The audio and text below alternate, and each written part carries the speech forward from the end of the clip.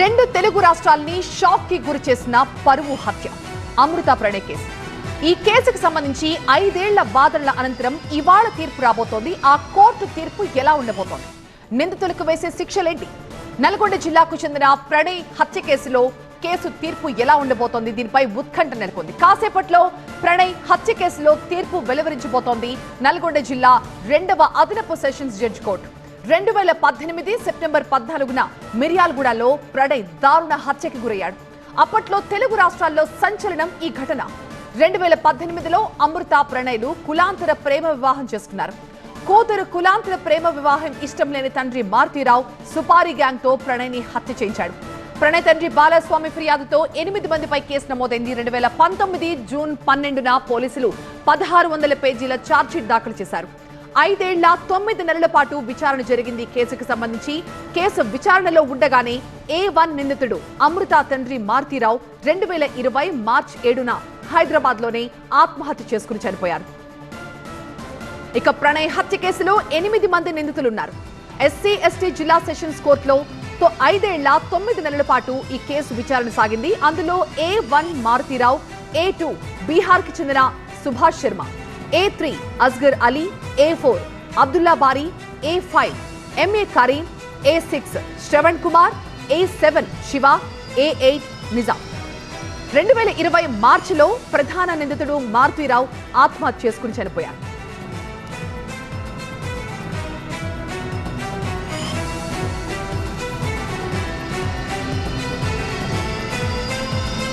మా ప్రతినిధి రేవన్ లైవ్ లో జాయిన్ అవుతున్నారు మరింత సమాచారంతో. రేవన్, 5 ఏళ్ల 9 నెలల పాటు జరిగిన విచారణ తర్వాత ఇవాళ ఈ కేసులో తుది తీర్పు రాబోతున్నట్టుగా తెలుస్తోంది. సో ఎన్ని గంటలకి తీర్పు వెలువరించే అవకాశం ఉంది?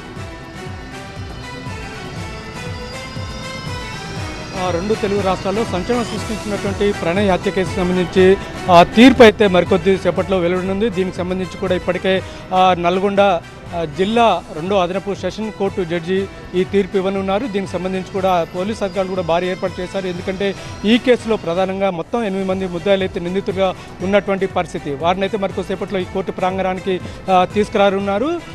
ఏదైతే నల్గొండ జిల్లా మిర్యాలగూడకు చెందినటువంటి ప్రణయ్ని 2018 సెప్టెంబర్ 14న దారుణ హత్యకు గురయ్యారు. ఈ హత్యకు సంబంధించి కూడా పోలీసు కూడా ప్రత్యేకంగా దర్యాప్తు కూడా చేశారు. మిర్యాలగూడకు చెందినటువంటి ప్రణయ్, అదే పట్టణానికి చెందినటువంటి అమృత కూడా ఇద్దరు కూడా స్కూల్ ఏజ్ నుంచి కూడా ప్రేమించుకున్నారు.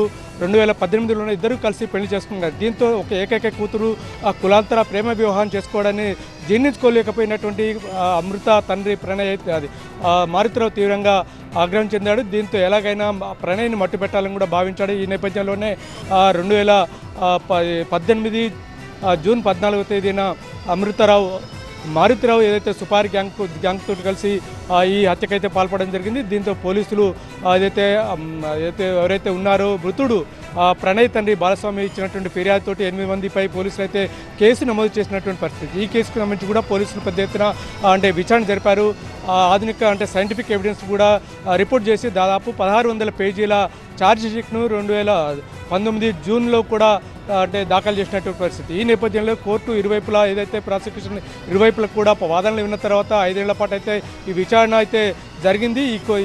ఈ హత్య కేసుకు సంబంధించి కూడా మరికొద్దిసేపట్లో 2వ అదనపు సెషన్ జడ్జి ఈరోజు కోర్టుకు ఈ తీర్పు ఇవ్వనున్నారు. దీంతో ఈ కోర్టు తీర్పు ఎలా ఉంటుందనేది కూడా కొంత సర్వత్రా ఆసక్తి నెలకొంది. ఎందుకంటే 2 తెలుగు రాష్ట్రాలు పెద్ద ఎత్తున సంచలనం సృష్టించింది. ఎందుకంటే పరువు హత్య కూడా భావించి పెద్ద ఎత్తున ప్రజా సంఘాలు కూడా ఆందోళన చేసిన నేపథ్యంలో పోలీసులు కూడా పెద్ద ఎత్తున చాలా ప్రెస్టేజ్గా తీసుకొని ఈ కేసును అయితే దర్యాప్తు చేశారు. అందులో భాగంగానే 1600 పేజీల ఛార్జ్షీట్ను కూడా దాఖలు చేశారంటే పరిస్థితి ఏ విధంగా ఉందో అర్థం చేసుకోవచ్చు.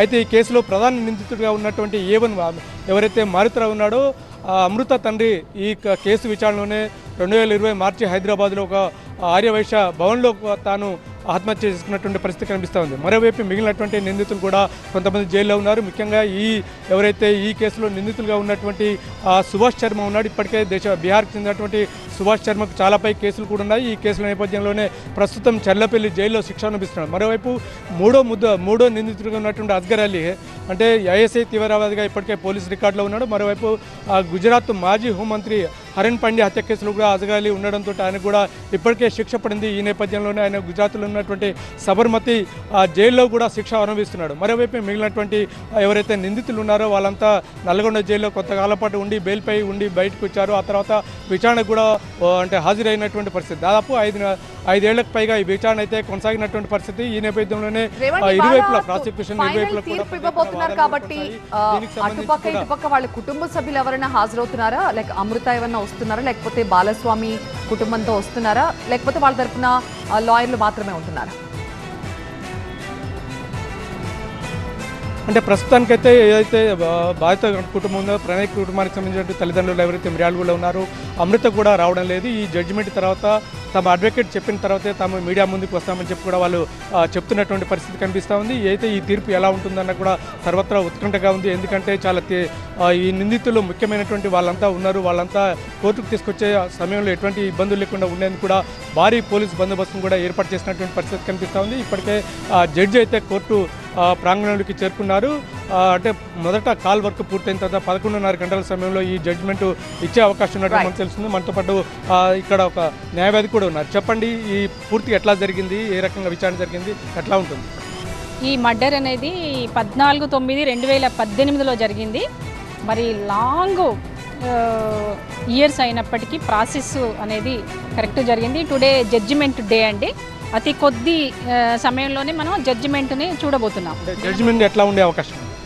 ఇక జడ్జిమెంట్ ఎలా ఉండేది అనేది అడ్వకేట్గా మనం చెప్పకూడదు. జస్ట్ వస్తుంది జడ్జిమెంట్, వెయిట్ అండ్ ఫర్.